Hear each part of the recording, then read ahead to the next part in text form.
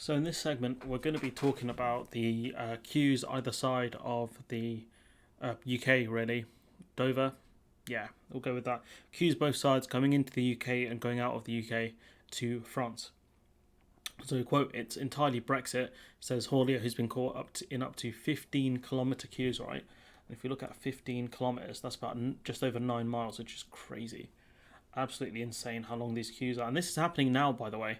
This is genuinely happening now. And you've got like news articles talking about how bad the biometric checks are going to be, which, could lead to, huge, talking about 27 kilometers queues and things like that when we're in crisis now. Like, I've covered a clip from ITV where they're saying like, Brexit hasn't caused gridlock, it's just caused things to slow down. When you look at the video, it's blatant gridlock. Like, they've got some of the on video the A20 here. If outside that's not gridlock, French border, right? If these two things Brexit here, like, look at that queue there, right? Look at this bit here. queuing. If that's not gridlock, I don't know what is. But huge lorry queues building up at the port of Dover have been blamed on entirely on extra controls that have come into force from Brexit. And from what I've read, and the person that I spoke to, he was saying that the problems with ships going out of the UK towards France is predominantly the GVMS system, because throughout last year things were a lot better compared to the start of the year when the French started doing import checks once we left the EU officially. And so, throughout the last year, it was better. But then suddenly you implement the GVMS system and everything goes wrong. So it's not on France. This is, again, the GVMS system causing havoc on both sides of the border, which is just wild. It comes as port chiefs urge the UK government to hold talks with the EU on ways to ease further checks set to come in. These are about the biometric checks, which could be disastrous, which could cause disastrous disruption to trade when we're already seeing it. Like, it's going to be way worse, yeah, but we're already seeing massive disruption. You're talking 9-mile queues or 15 kilometers, depending on where you live. That's crazy. Like, these are insane queues as is. One courier told The Independent he had been caught up in queues of up to 15 kilometres. And there's a video the Byline Times did where they actually went to the border and had a look and spoke to people about how bad the situation is. And we're going to be kind of reacting to that video at some point. But point is, we're at chaos now. Like, once the GVMS system, improves, then maybe, it will get better. But, people, ITV, talking about how it's going to be a disaster in a few months when we're at a crisis now, it's just very strange. The British haulier said it was taking 15 to 20 minutes for each driver to clear checks needed for the UK's new GVMS system and other export paperwork at Dover. So this is very confusing, the way these articles are written, because it's hard to tell which way the problems are. But from what I can read here, right, in this paragraph in orange, this is a problem just getting out of Dover to go towards Calais. There's the problem there, the GVMS system. So that's the British system that's causing a problem. It's entirely Brexit. You can't blame it on anything else but Brexit, he said. But the driver who has had to push back some deliveries, and this is going to cost them money. It's going to cost them money. The haulier added, people will get to grips with the GVMS system and the new paperwork in the weeks ahead. But given the fact that this is a British system, it may not be weeks, it could be months. Let's be real here. But even if they don't take as long, checks still take time, which is true. Regardless of when it ends, regardless of when the GVMS system gets implemented properly and stops messing around, there's still going to be delays at the borders compared to pre-Brexit. So the queues are bound to get worse when traffic flows pick up next month, because in February and April, it will start picking up a bit more. Recent disruption has been even more significant around the French border of Calais since new customs controls were introduced on imported goods. That's goods coming into the UK. There's another delay there because these are fresh checks that the UK just started implementing as a part of us being, a third country. And this again will be impacted by kind of failing IT system, new border staff who might not have proper training. Let's be real again, the UK government and proper training doesn't really mesh well. Point being is that the problems kind of importing stuff into the UK from France is going to be very, very difficult. Lorry drivers have reported queuing up to 8 hours to get through the controls. I mean, 8 hours to get from Calais to Dover is just insane. Partly because UK firms have struggled with complex new customs declarations. These aren't new. These aren't new people. These are just things we've started implementing as a WTO member because we have to, because we're a third country. Rules of origins forms, and it'll only get worse once you start doing physical inspections, which the EU are already doing, based on what I've read. But the GVMS system is also creating longer queues. I mean, that's the thing that's causing the main problems by the looks of it. For lorries heading to the EU at Dover, there was a queue of 7 kilometres leading up to the Dover port on Friday. This is just one huge stretch of road, like we saw a minute ago, right? One huge stretch of road that's been clogged up because of Brexit. Look at that. Look how big that queue is.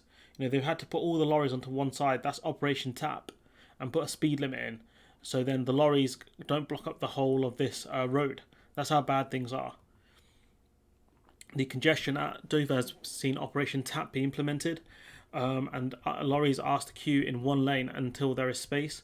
Labour MP Ruth Cadbury, a member of the committee, told the Independent, so this is the Transport Committee, there are clearly issues with congestion at Dover. There is no doubt the regulatory changes from Brexit are causing delays. Shock. I can't believe that. It's almost like we were warned about this. There are clearly issues with, we mentioned that. She echoed a call from the British Chamber of Commerce for the government to streamline some of the red tape required, but that's not going to resolve the major issues. The main issues are the paperwork and GVMS. If anything, I think GVMS is a bigger problem for lorries getting out of the UK. That because again, the French have been doing checks for just over a year now, and throughout last year there were some issues, but most of those were resolved. The only new thing that was put in this year was GVMS.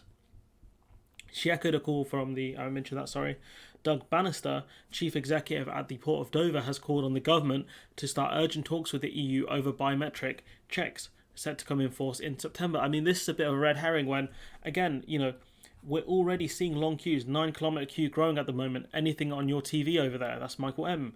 You've got someone called Stuart saying, I took this just after 3 today. It's the third day it's been like this. I got stuck in it yesterday when it was both lanes, because that was before they did Operation Tap. And point being is that unless these people have a TARDIS and been to the future, these problems are happening now. Maybe they've got Doctor Strange's time stone or Zamasu's time ring. I don't know.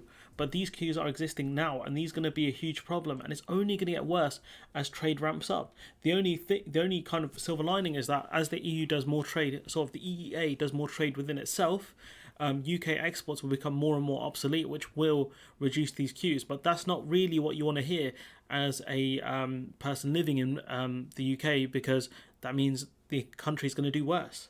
The port chief said the new checks on non-EU citizens, which could involve body or facial scanning similar to those seen at airports, may involve drivers being asked to step out of their vehicle. Again, this stuff is going to cause problems. 27 kilometre tailbacks.